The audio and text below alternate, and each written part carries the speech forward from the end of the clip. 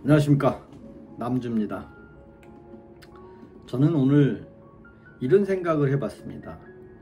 왜 자유 대한민국 국민들은 국내에서 정치할 때는 모두가 친북, 친중, 친일, 친미 대립만 하고 있다가 왜 해외만 나가면, 특히 미국만 가면 모두가 친미를 외치는지, 일본만 가면 왜 친일을 외치는지, 왜 한국 땅에서는 친일이라 말을 못하고 친미라고 말을 못하는지 참으로 궁금합니다. 그래서 표를 얻어서 보수 정권이 되면 일본과 미국과 한미, 한일 동맹을 강화해서 사실 속과 겉이 다른 사람이라고 저는 생각을 합니다.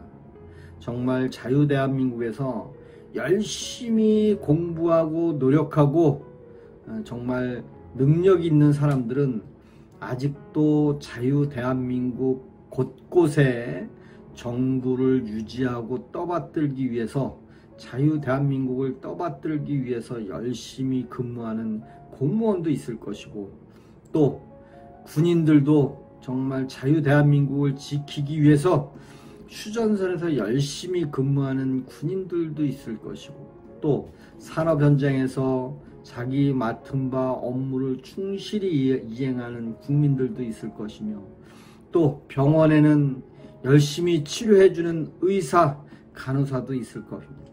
근데 왜 반미를 외치던, 미군 물러가라, 주한미군 철수하라 그렇게 외치던 사람들이 정권을 잡았는데 왜 과연 미국에 가서는 주한미군은 물러가라고 얘기를 못하는지 참으로 궁금하고 어이가 없습니다.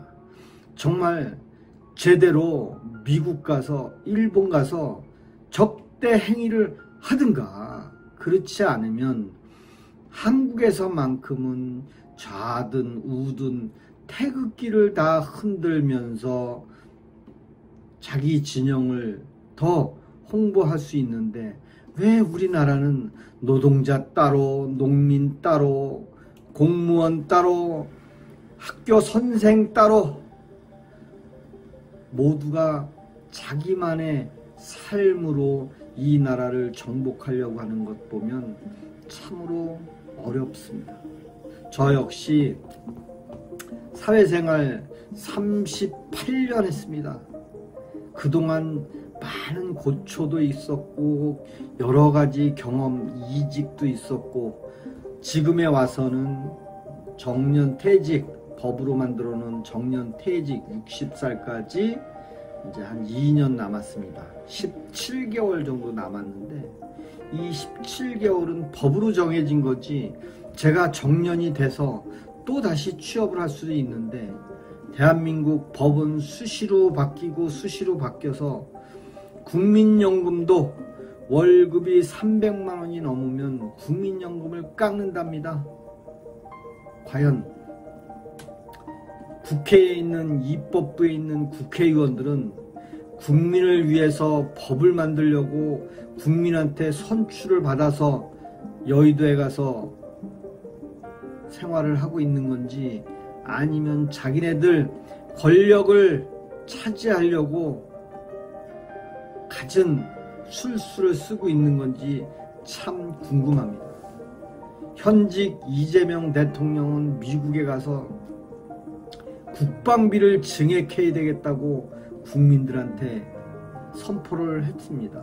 또 얼마 전에는 온실가스를 규정에 맞추기 위해서 전기요금을 올려야 된다고 또 국민에게 알리라고 했습니다.